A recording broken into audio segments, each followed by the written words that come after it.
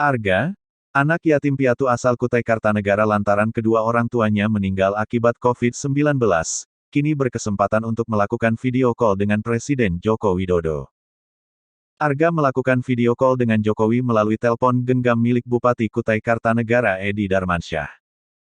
Dalam video call tersebut Jokowi pun memberikan semangat dan menitipkan salam kepada saudara Arga.